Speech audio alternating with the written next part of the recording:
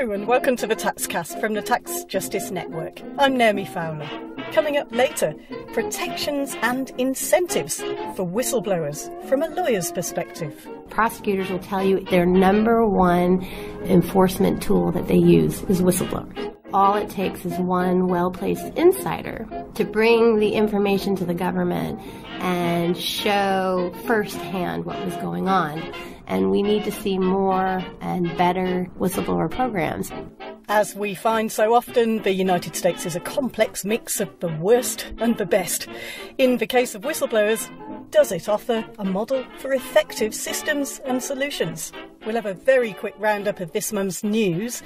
Just as the CIA has concluded that Crown Prince Mohammed bin Salman ordered the murder of Saudi journalist Jamal Khashoggi, and the Senate's considering legislation that would suspend weapons sales to Saudi Arabia, among other things, President Trump has issued a statement of support, claiming there's nothing definitive linking the Crown Prince to the killing. He also quotes the Saudis that the journalist was an enemy of the state. Among all the other strategic and political reasons why the United States is unlikely to take any action over all this is an interesting claim made a few years ago by Saudi billionaire Prince Al-Walid bin Talal that he rescued Donald Trump from bankruptcy twice. And in the UK, the United Nations Rapporteur on Extreme Poverty and Human Rights, Philip Alston, has completed his visit there to assess the state of poverty and the implications for human rights. Just as his conclusions from his visit to the United States were attacked by high-profile politicians, and we interviewed Professor Alston on his US mission on the Taxcast in edition 74 in February 2018, ministers in the UK have also rejected his findings. British Government Cabinet Minister Amber Rudd has condemned his report and what she called the political nature of his language. Here he is, summing up his impressions from the UK. The fifth largest economy, one of the leading financial capitals in the world, contrasted with the fact that a fifth of the population, 14 million people, are living in poverty, and 1.5 million are destitute. What I found in my discussions with ministers is basically a state of denial.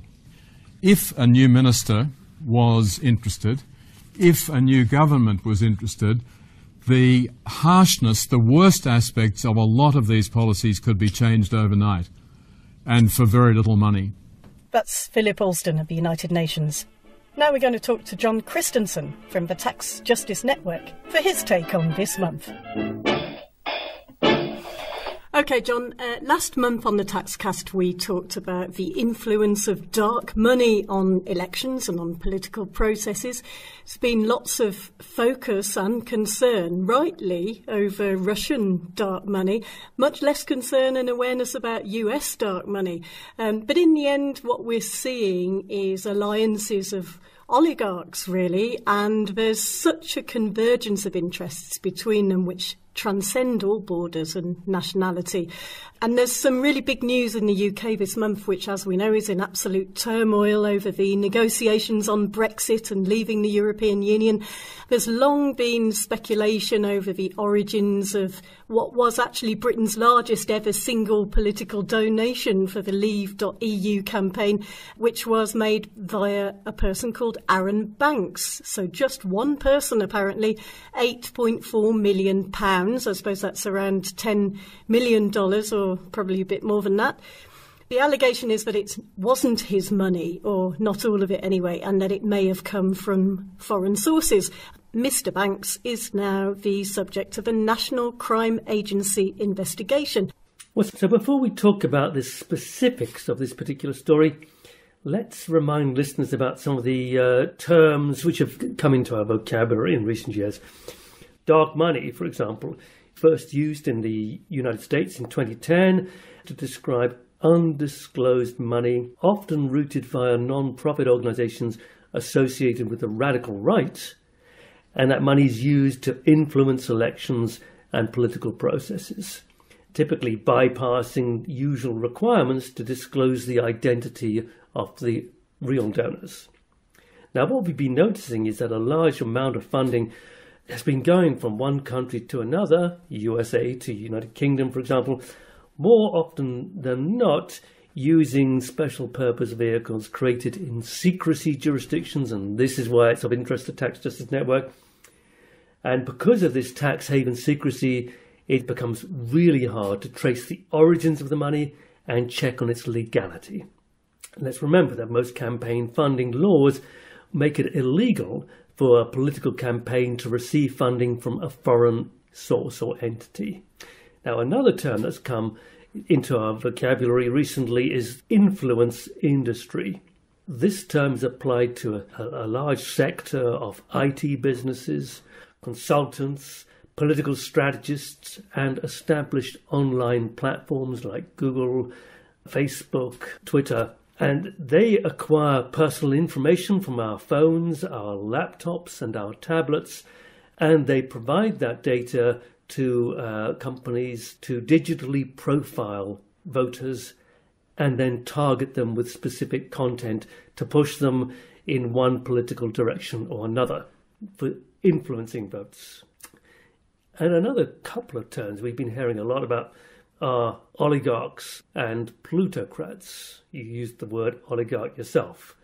Now, these two overlap, but they're not the same thing. Oligarchs or oligarchy refers to a system of rule or government by a small number of people, the dominant few, whilst plutocracy refers to a society ruled by people of great wealth. But plutocracy typically is a kind of very surreptitious and using wealth to gradually displace democracy. Now, these terms all come together in this particular story, because this is a story about dark money, the influence industry, and plutocrats, all combined in a toxic mix of political interference. Firstly, here in Britain, ahead of the Brexit referendum, which took place in June 2016, and then immediately afterwards in the Trump election campaign later that year. Now, what's emerged in the past month is that this character, Aaron Banks, who you referred to, the City of London-based person, claimed to have donated $8.4 million to the successful campaign to persuade voters to support Britain's leaving the European Union. Now, he's under criminal investigation by the UK's National Crime Agency because so far he has failed to provide a satisfactory explanation for the source of that money. Now, why is the National Crime Agency involved in this? Because other agencies, especially the Electoral Commission, which have been looking at the source of funding, haven't been able to satisfactorily identify the true source, and they don't have the capability to investigate money coming from offshore. Aaron Banks appears to have used offshore companies in the Isle of Man, as it happens. The Isle of Man is a British tax haven, and he's used these companies as a conduit for transferring the funds to the Leave campaign. What the National Crime Agency will want to establish is, did these funds come from genuinely offshore sources? In other words, is this illegal foreign funding of a domestic democratic campaign? So it's an offshore story again.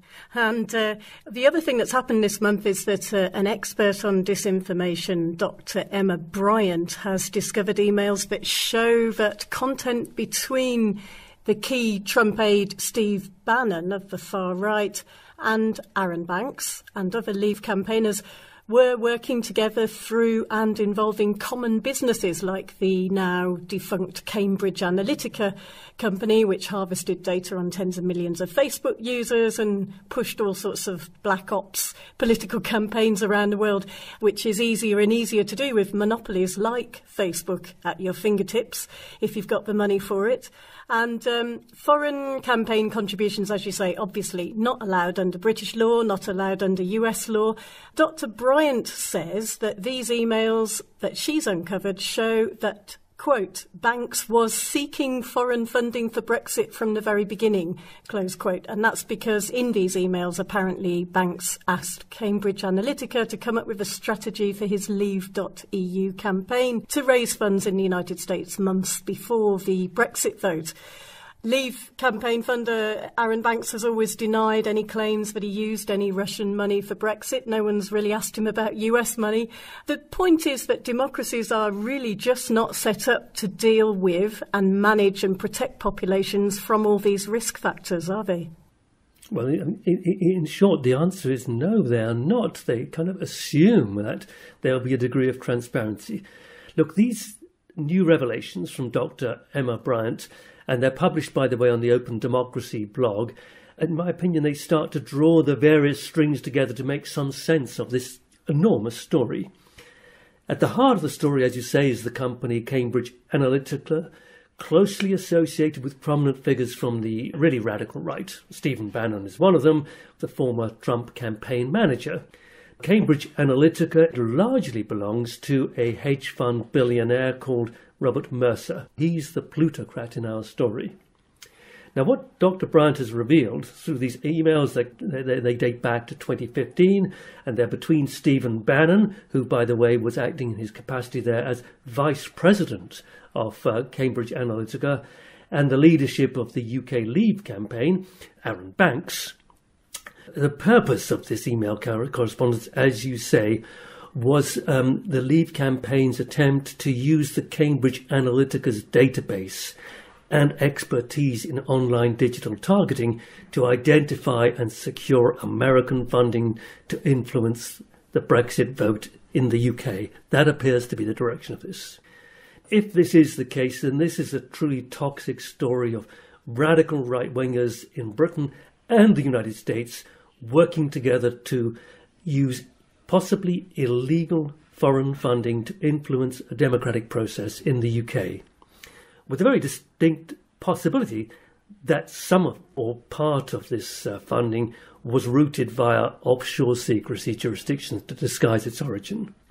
Interestingly, earlier this month, the Oxford English Dictionary revealed that the winner of its annual award for Word of the Year for 2018 was the word toxic, which is increasingly being applied to the way that dark money and the influence industry, this toxic funding is poisoning democratic politics. The ultimate winner in this grim program of undermining democracy is the plutocrats like Donald Trump, who are rapidly enforcing their grip over the institutes of the state. Measures are needed to push back against this dark money. There needs to be far greater transparency. There needs to be thorough investigation of where money is coming through. We now need to start seriously addressing the question of how can elections be funded without involving dark money and the extraordinary resources of plutocrats. John Christensen of the Tax Justice Network. Now it's time for the Taxcast special feature. Whistleblowers come in all shapes and sizes. There are bankers like Bradley Birkenfeld, who saved himself from further jail time by informing on his clients who he helped to dodge their taxes, and he collected a huge reward in the process. And then there are LuxLeaks whistleblowers Antoine Deltour and Raphael Allais, who, at great personal cost to themselves, exposed the Luxembourg government and accountancy firm PricewaterhouseCoopers for secret tax deals with multinational companies, depriving Europeans of billions in tax revenue.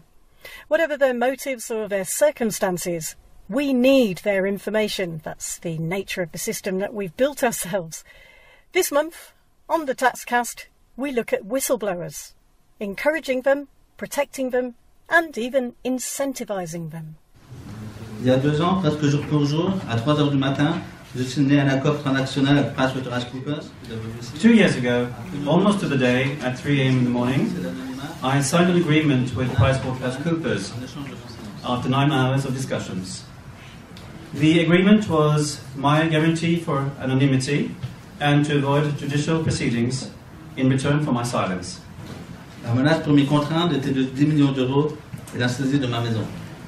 If I opposed, the threat amounted to 10 million euros and the seizure of my house. This is Raphael Allais speaking through an interpreter a few years ago. He's the lesser known of the 2 LuxLeaks whistleblowers who formerly worked for PricewaterhouseCoopers.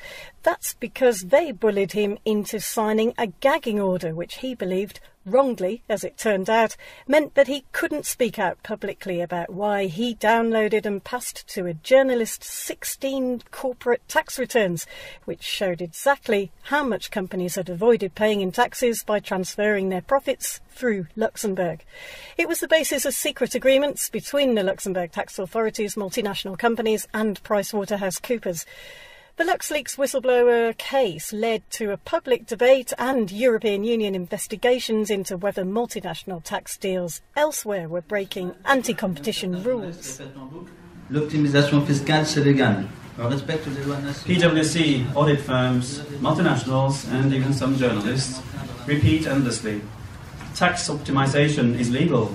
We respect national and international laws. No, it is not legal. Together with my lawyers, we have already a list consisting of more than 8 arguments representing evidence that it is not legal. 8. I was thrown to the Luxembourgish court. Ce sont des nuits de l'enfer pour moi. This would be the beginning of a living hell for me.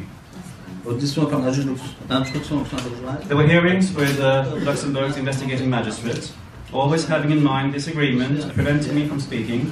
Pression, chantage, isolement, secret d'État, manipulation, Pressure, blackmailing, isolation, state secrets, manipulation, twists and turns. Now that's been my life the last 2 years. While the journey for his co-whistleblower Antoine Deltour is over, in the sense that the Court of Appeal has fully recognised him as a whistleblower as defined by the European Court of Human Rights, Raphael Allé's appeal is still in process. His experience has shown how the lack of protection, support and the right channels for whistleblowers in the European Union create serious, sometimes life and death problems. After 20 years of doing this, I still am every day just amazed at the courage and fortitude of whistleblowers who face these dilemmas and make the decision that they will go ahead and blow the whistle. This is lawyer Mary Inman of Constantine Cannon. She's based in London and specialises in representing whistleblowers from the UK, the European Union and worldwide under US whistleblower reward programmes. Tax whistleblowers are some of the most important whistleblowers because I think it's very difficult, as the Panama Papers, Paradise Papers show you, to detect tax fraud. And so they play a really critical role. There's a lot of tax fraud that goes on in the area of transfer pricing. And that is something that I see a lot of because of the international angles for it, that corporations like to use and basically manipulate the transfer pricing rules in a way to understate their profits, which are actually being earned in the U.S., which has a much higher tax rate, and classify them as actions that are being taken in more tax advantageous jurisdictions like Ireland, Jersey, and other places. So that's a really great example of something that's just pretty sophisticated for the average HMRC or IRS auditor to tumble to that. You're not going to find that in the most obvious audits. So I believe the tax whistleblowers in particular are vital, and we need to see more and better tax whistleblower programs. We've seen so many cases where whistleblowers have not known where to turn. They've made some mistakes that haven't helped their case later on and have muddied the waters in a really unhelpful way. They didn't know what support to get from where. What would the ideal steps be from A, B, C, T? You know, if you were a whistleblower, what would the ideal be as far as you see it? Because you're dealing with whistleblowers all the time. It's a great question. I do deal with whistleblowers all the time. I've been representing whistleblowers under the American programs for over 20 years, and I believe that the United States, the SEC program, Securities and Exchange Commission, Office of the Whistleblower, is as close to the gold standard as I have seen so far, and there are a number of reasons for that. Obviously, there's the reward element to it, but I think what is equally as important, which is something we do not see, is a huge gaping hole in the IRS program, is that in addition to providing rewards, the legislation, the Dodd-Frank legislation, allows for very stringent protections against the retaliation of whistleblowers. And the SEC has been very aggressive in enforcing violations. And in fact there are at least 9 enforcement actions they've taken that go after companies who've gotten very clever, who try and in their severance or separation agreements put in language that chills whistleblowers from coming forward. That says, if you want to be separated from the company and accept this golden parachute, you must do so by releasing all claims you have to receiving award under the program, things like that. So and non-disclosure agreements and things like that. Exactly. So that's a really important piece of it. But there are a couple of other ways that the SEC program distinguishes itself, and that is that they allow whistleblowers to be anonymous and hold their anonymity quite dearly. And that is another thing that is just obviously critical with blacklisting and the negative impacts on your career. So you can come and you may be anonymous, not just when an award is disclosed and as to the public, you can be anonymous to the SEC itself. So I have represented clients who the SEC will meet with, but are known to the SEC as Mr. or Ms. ABC or XYZ. And that is just an added level of protection for people who work in an industry whose livelihood is impacted. It's not a perfect program, but it has a number of the earmarks of what makes for a successful program. And boy, we have 10 years of data now. The program's been in effect for 10 years, and the Office of the Whistleblower puts out an annual report to Congress, and you can see in the amount of fines that have been imposed against, from LIBOR manipulation to FX rigging to insider trading and various stripes of accounting fraud, have all been exposed largely as a result of whistleblowers. And so I would hazard to say that the SEC was sort of a backwater, unknown agency until this program came into existence, and I think a lot of people would agree with me. So it's been an enormous success, and one that has spawned copycat or follow-on litigation in Canada.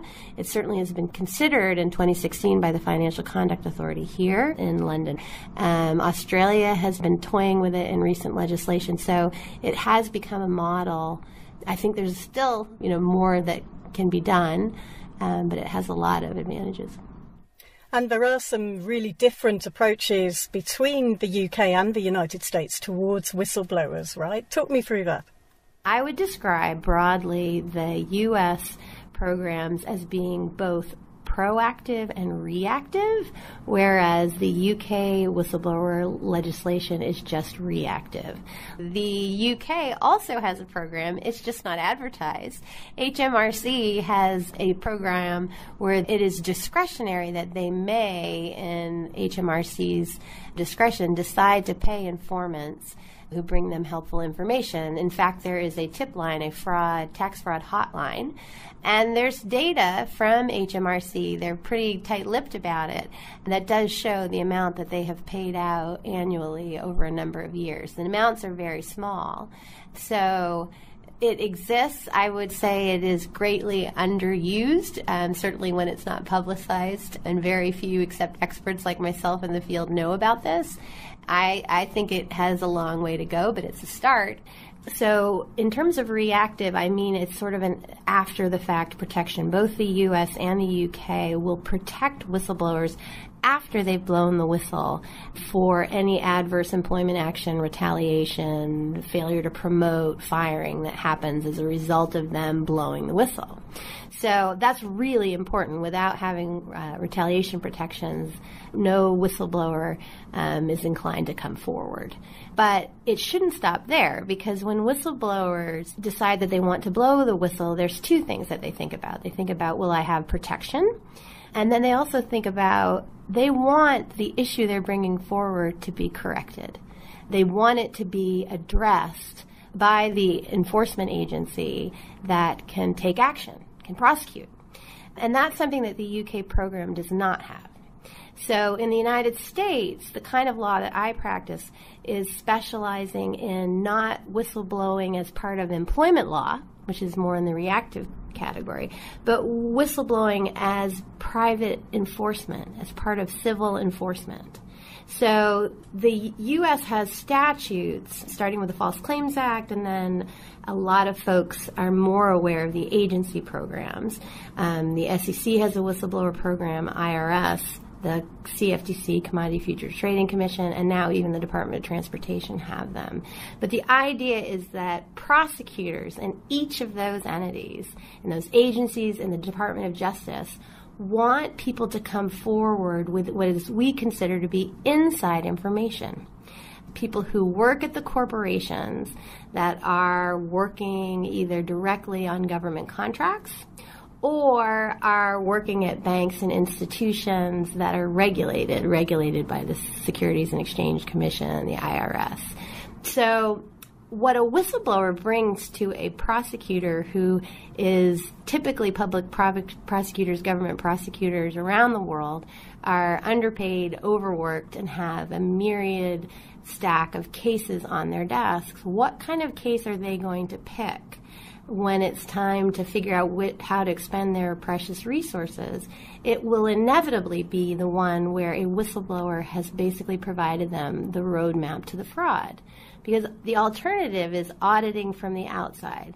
So the government can audit from the outside all day long, but all it takes is one well-placed insider to bring the information to the government and show firsthand what was going on, what may appear like from, for instance, data analysis from the outside as something that could be explained innocently, when the insider is able to tell you and turn over memos and explain meeting notes saying, no, this was a conscious business decision to evade taxes, a conscious business decisions to commit securities fraud, accounting fraud in order to gain a business advantage, then that is something that makes a case for a prosecutor. So in the United States, prosecutors will tell you, a number of prosecutors, particularly at the DOJ, say it is their number one enforcement tool that they use is whistleblowers. Right, so has a critical role. It's really interesting as well how far the arm of the US law can actually reach. I mean, for example, with the FIFA corruption, the United States isn't particularly big on football, right? Soccer. But in the end, it was US bodies that investigated and took action because the US banking system was used and US investors could be affected. Absolutely. I think people are very familiar with the idea of the long arm, the long reach of the U.S. and North American laws. Let's talk about the SEC reach. Under the SEC whistleblower program, you do not need to be a U.S. citizen to be a whistleblower, but also you don't need to work for a U.S. corporation. You just have to establish a nexus to the United States, but that nexus can be quite remote. The nexus can be sufficient if you're working for a company that is a foreign company but is traded on one of the U.S. stock exchanges. And sometimes it's not even that you're traded on the NYSE or NASDAQ or in the commodities. It also is sufficient that if you're traded over the counter, if you satisfy a certain level of American depository receipts. So it can be household names here in the UK, like the Royal Bank of Scotland, are traded on U.S. stock exchanges, and therefore accounting fraud happening here in the UK is something that the IRS is very interested in because it impacts U.S. investors. The money question is an interesting one because, if you had a sort of a trajectory of whistleblowers, I would probably put Bradley Birkenfeld at the lower end of the scale in terms of principle, and then I'd put people like Antoine Deltour of the LuxLeaks whistleblowing and Raphael Allais at the top end, and yet Bradley Birkenfeld got a lot of money, yet he was pretty much had to expose what he did, otherwise he was going to jail for an even longer time than he already had, being a Swiss banker himself. How do you deal with that conundrum? I guess it comes down to the idea about awards versus rewards, and you get down to some sticky areas here. You can certainly think about it as sticky areas for sure. It certainly provokes a lot of public comment. In my 16 months since being here in the UK, I've absolutely noticed a large cultural divide between the idea of awards for British citizens. British people will typically respond when I talk about rewards. They say, oh, that's all fine, but, we're British. We do this because it's the right thing to do. We don't need to do it because we get paid. But if I reframe the question and talk about it not as a reward, but more as a safety net or an insurance policy, and talk more about that aspect to it, then people become much more receptive. And in fact, we're seeing that in legislation that's currently in front of the European Union. The European Commission has an EU-wide directive that has basically a safety net attached to it that is a pool of funds. This has not been adopted yet, but it is sort of embracing this concept of there needs to be, call it what you will, an reward, safety net, but a pool of funds to help whistleblowers pay for lawyers, help whistleblowers with this fact that they may be unemployable for life. Sort of my answer here is that you don't have to accept these rewards, and it still has the same effect. You can give them back. You can give them to, and a lot of whistleblowers do. A lot of whistleblowers give a huge percentage of it, if not all of it, to charity. So there is that possibility, but it's nice to have the option, because whistleblowers come in all stripes, flavors, and shades of gray and, moral righteousness all the way down to maybe having maligned motives. But there are ways to address it rather than basically saying no rewards at all and basically precluding yourself of this really vital information and vital resource. Right, yeah, it just makes me think of Rudolf Elmer, who just won his latest court case after, I think, 14 years, has just won on the principle that Swiss branches of banks overseas in the Caymans and places like that are not subject to Swiss banking secrecy law, and he's won that, but he's got a bill of 350,000 Swiss francs. So there again is quite a principled whistleblower who has ended up picking up the bill, and of course will never be employed in that area again. So. Yeah, you raise a really important point there, which is an access to justice question. And another purpose of these awards is it to deal with the fact that many whistleblowers go into enormous amounts of debt. In the United States, it's fortunate. U.S. qualified lawyers who do this work do so on a contingency fee or success fee basis. So that makes it a lot easier for U.S. whistleblowers to get access to high-quality counsel to represent them in this area. But those counsels, such as law firms like myself, put in enormous investments. These cases can sometimes span, 7 to 10 years. And when you, as the law firm, are fronting all the expenses for the experts and for depositions and for investigators and all of the things that we all know go with litigation, that can be many millions of dollars. And so it's not many law firms who can do that without the potential of a large reward. So it's important to think about that reward as not only funding the whistleblower, but I know it's not as popular, but it's certainly funding a high-caliber group of lawyers to help do this as well. Without the lawyers, we wouldn't have the whistleblowers. Right. And the European Union as a bloc has been fiddling around with this whistleblower stuff, and just when it looked like they were going to put forward some really, really quite good protective legislation, or it seemed better at least, it can't always pull back or it gets watered down. Now we're having another go at it. What would you say about the state of play now with what the European Union is doing in terms of protection for whistleblowers? Because there have been some extreme cases of persecution of whistleblowers and journalists. I think they're doing enormously well. It has been an enormous undertaking, largely led by the Greens in terms of getting the legislation to the state that it's in so far. So I applaud them. I am optimistic about its chance for passing.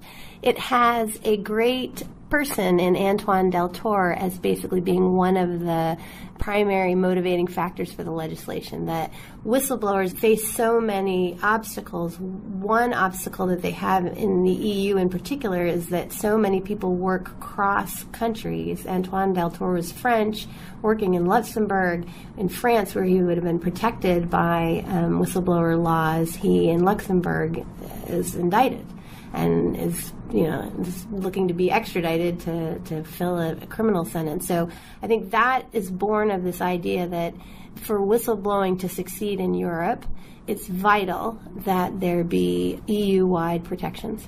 And that is certainly what the new legislation aims to do. So just having that on its own would be an enormous victory. I would love to see more of an element of rewards and financial rewards than simply the safety net. I think it's too vulnerable to not being funded and not having a sufficient pool of money to encourage both the lawyers and the whistleblowers to come forward. But boy, it's a great first start. And the other thing that's very interesting is it is requiring each member state, should it be adopted, needs to put in place an office of the whistleblower, which is this other idea that UK is flirting with as well, which is that, whistleblowers need to have clear chains of communication, sort of like the emergency lights in an airplane, to direct you in the case of emergency to the proper reporting channel. And an office of the whistleblower, or a house of the whistleblower as they have in Netherlands, sounds more inviting, is a great first step. There are a lot of very innovative, important ideas in that legislation, and I have fingers and toes crossed that folks will see the wisdom of having it passed. I've been speaking to lawyer Mary Inman of Constantine Cannon. That's it for now. Thanks for listening. We'll be back next month.